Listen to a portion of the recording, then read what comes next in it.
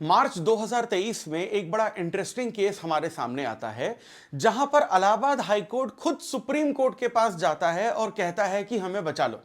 क्योंकि वक्फ बोर्ड ने Allahabad high court की जमीन को ही अपनी जमीन बता दिया। और ये इकलौता इस तरीके का केस नहीं है। 1955 में पंडित जवाहरलाल नेहरू की गवर्नमेंट ने जब वक्फ बोर्ड को ऑफिशियली, कॉन्स्टिट्यूशनली और लीगली इस्टेब्लिश किया, तो वक्फ बोर्ड को यह कानून और अधिकार दे दिया कि वक्फ बोर्ड जिसकी भी जमीन चाहे उसे जबरदस्ती भी अपने पास रख सकता है। यानी कि आप सभी लोग जिस घर में पैदा हुए, जिस घर में अपना बचपन बिताया, जिस घर में पले बढ़े और जिस घर में अपना पूरा जीवन बिताया, एक दिन वक्फ बोर्ड आएगा, आपके घर के बाहर दीवार पर एक नोटिस बोर्ड चिपकाएगा और यह कहेगा कि यह घर जो 50 साल से तुम्हारा था, दरअसल यह घर तुम्हारा है ही नहीं, यह घर हमारा हो चुका है और आप इसके खिलाफ कुछ नहीं कर सकते। यहां तक कि अब हाई कोर्ट या सुप्रीम कोर्ट भी नहीं जा सकते और आपको वक्फ बोर्ड के ट्रिब्यूनल में ही जाना पड़ेगा, जिसमें सभी मेंबर्स फिर से आपको वक्फ बोर्ड के ही मेंबर्स दिखेंगे जो एक्सट्रीमिस्ट मुस्लिम आइडियोलॉजी के होंगे। यह पर्टिकुलर कानून के चलते आज 2025 में वक्फ बोर्ड तीसरे नंबर पर आता है जिसके पास सबसे ज्यादा जमीनें हैं। जी हां, रेलवे और डिफेंस के बाद अगर सबसे ज्यादा जमीनें इस देश में किसी के पास हैं तो वो वक्फ बोर्ड पे है। और कई मामले हमें ऐसे देखने को मिले जहां पर वक्फ बोर्ड ने रिटन तरीकों के अलावा सिर्फ ओरल तरीकों से ही, यानी सिर्फ बोलकर ही उस जमीन को अपने पास ले लिया। कई ऐसे गांव, कई ऐसे मंदिरों की जमीनें जो कुछ यूनेस्को के अंडर आती हैं तो कुछ एएसआई के अंडर आती हैं, उन्हें वक्फ बोर्ड ने पूरी तरीके से अपना बना लिया और वो पूरी की पूरी जमीनें वक्फ बोर्ड ने हड़प कर रख ली।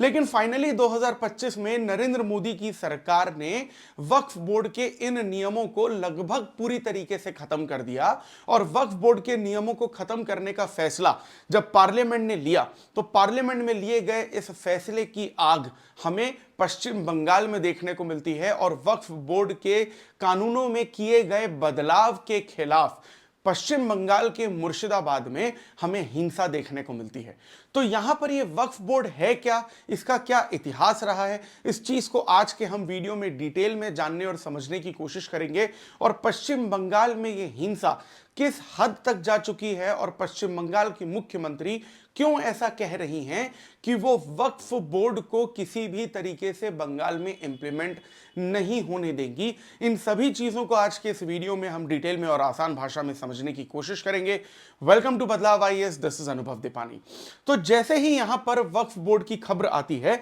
तो यहां पर जो ये खबर है पूरी तरीके से बंगाल में फैलती है और बंगाल में जो मुर्शिदाबाद का इलाका है वहां पर वायलेंस या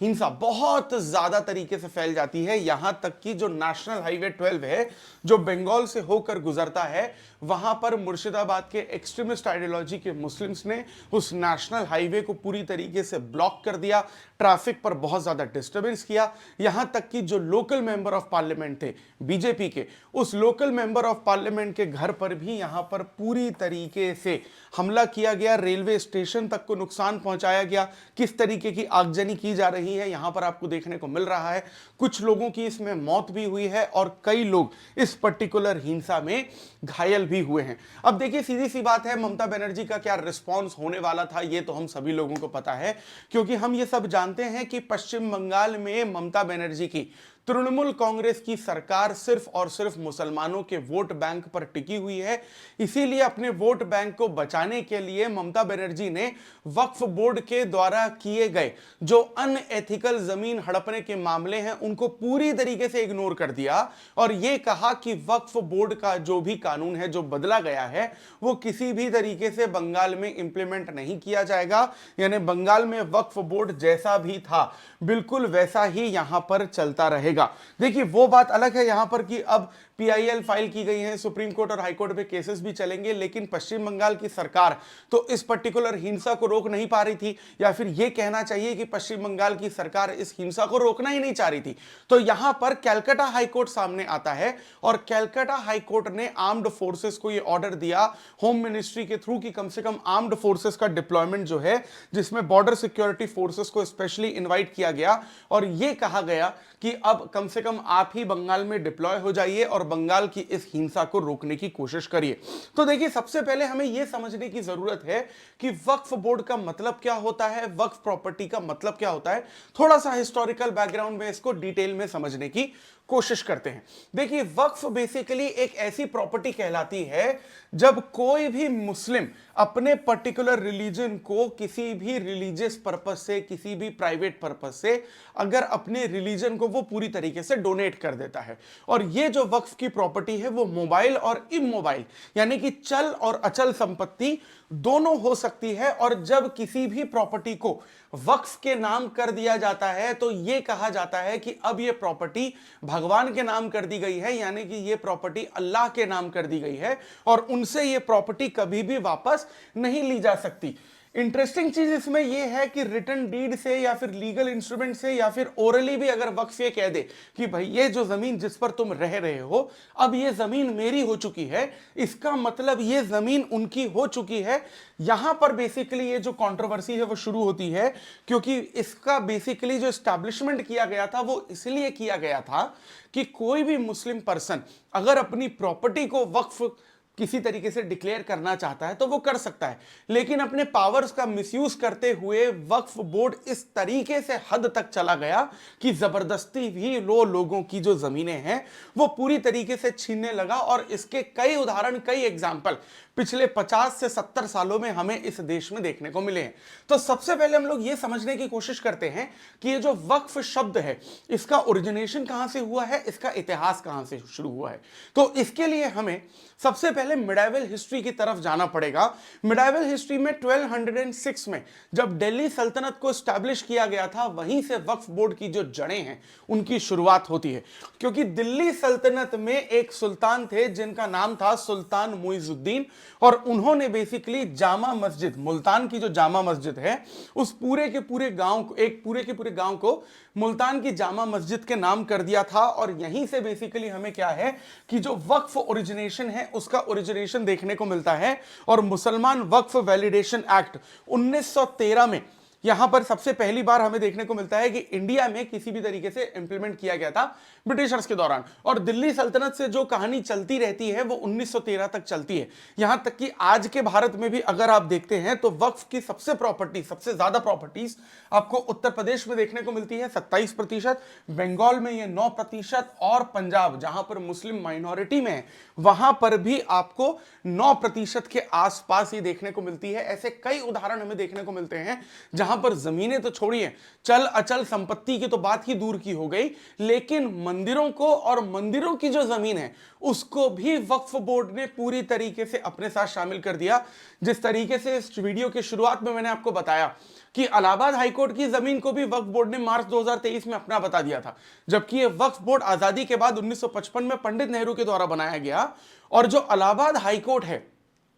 वो वक्फ बोर्ड के बनने से 100 साल पहले बना है, 1862 में, यानी कि 1862 में जो कोर्ट बना और 1955 में जो वक्फ बोर्ड बना। 1955 में बने वक्फ बोर्ड ने 1862 में बने कोर्ट की जमीन को अपनी जमीन पूरी तरीके से बता दिया। अब इसके बाद पंडित नेहरू की सरकार आती है और पंडित नेहरू की सरकार भी वक्फ एक्ट 1955 भी लेकर आती है और बाद में उसमें कई तरीके के अमेंडमेंट 1995 में भी पीवी नरसिम्हा राव की सरकार जो है वो करती है। अब यहां पर वक्फ की जो डेफिनेशन है वो सबसे पहले यहां पर दी गई ऑफिशियली कि कोई भी पर्टिकुलर मुस्लिम जो अपने रिलीजन को किसी भी तरीके की चैरिटी देना चाहता है प्रॉपर्टी के नाम पर, वो बेसिकली दे सकता है, उसे वक्फ कहा जाएगा। और इन पर्टिकुलर प्रॉपर्टीज को मैनेज करने के लिए सेंट्रल लेवल पर और स्टेट लेवल पर जो वक्फ बोर्ड है वो बनाया गया, ताकि ये जो वक्फ प्रॉपर्टीज पूरी की पूरी अल्लाह के नाम की जा रही हैं उनको मैनेज भी करना पड़ेगा, उनका एडमिनिस्ट्रेशन भी करना पड़ेगा। तो उसके लिए वक्फ बोर्ड बनाया गया। यहां तक कि वक्फ बोर्ड को यह पर्टिकुलर तरीके से अथॉरिटी और राइट्स और अधिकार दिए गए कि आप हर राज्य में जाकर आइडेंटिफाई करिए कि कौन सी जमीनें आपकी हैं, कौन से लैंड्स वक्फ के हैं, कौन से एसेट संपत्तियां जो हैं वो वक्फ की है। इसके साथ साथ जो बेसिकली वक्फ हैं उनके बारे में यह कहा गया कि जो भी प्रॉपर्टी वक्फ के नाम पर आ जाएंगी उनका रजिस्ट्रेशन एक बार जब हो जाता है तो वो प्रॉपर्टी पूरी तरीके से भगवान के नाम पे हो जाएगी, अल्लाह के नाम पे हो जाएगी। और यहां पर एक पर्टिकुलर पोस्ट वक्फ के अंडर, जिसे हम लोग मुतावली के नाम से जानते हैं, यानी manager of the Waqf property के नाम से जानते हैं, उस पोस्ट को भी यहां पर बनाया गया ताकि उन पर्टिकुलर प्रॉपर्टीज को इंडिविजुअल लेवल पर भी बेटर तरीके से यहां पर मैनेज किया जाए। प्लस यहां पर एक और चीज कही गई सरकार के द्वारा कि वक्फ प्रॉपर्टी अगर किसी भी जमीन को अपने पास रख लेता है तो वो पूरी तरीके से लीगली उसके पास चली जाएगी, और वक्फ के अलावा अगर उस जमीन को अब और कोई यूज करेगा तो उसे इलीगल यूज माना जाएगा, और सरकार भी बेसिकली उन पर्टिकुलर जमीनों को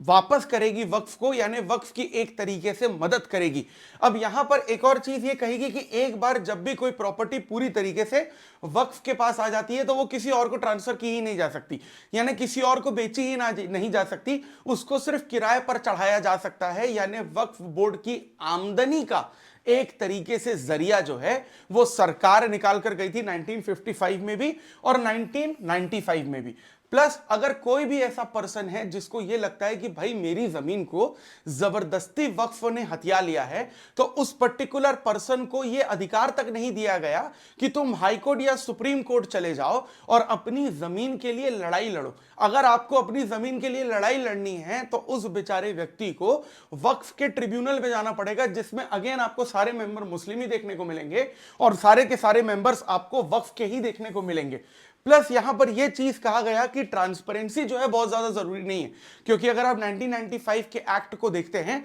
तो उसमें किस तरीके की ऑडिटिंग होनी चाहिए, किस तरीके की अकाउंटिंग होनी चाहिए, वक्फ के पैसे का इस्तेमाल कहीं टेररिस्ट एक्टिविटीज में तो नहीं किया जा रहा है, किसी इंटरनल सिक्योरिटी के थ्रेट के मैटर में तो नहीं किया जा रहा है। इस तरीके की ट्रांसपेरेंसी को भी पूरी तरीके से खत्म कर दिया गया। और प्लस यह कहा गया कि वक्फ की प्रॉपर्टी से जो भी आमदनी होगी किराए की, उसका किस तरीके से इस्तेमाल करना है वो भी पूरी तरीके से वक्फ बोर्ड ही डिसाइड करेगा। अब देखो, इस पर्टिकुलर कानून से हमें यह तो समझ में आता है कि किस तरीके की अनएथिकल और इलीगल चीजें यहां पर हो रही हैं। इसी पर्टिकुलर इलीगल चीजों को खत्म करने के लिए वक्फ एक्ट में अमेंडमेंट लाया जाता है 2025 में, और सबसे पहला अमेंडमेंट ये लाया जाता है कि जो वक्फ बोर्ड है या जो वक्फ का कानून है या जो नाम है वो पूरी तरीके से चेंज कर दिया जाता है, और उसका नाम सरकार रखती है उम्मीद, यानी कि unified management empowerment efficiency and development. यानी कि जो शब्द आप सुनते थे अब तक वक्फ शब्द, अब वो शब्द ही आपको नहीं सुनने को मिलेगा,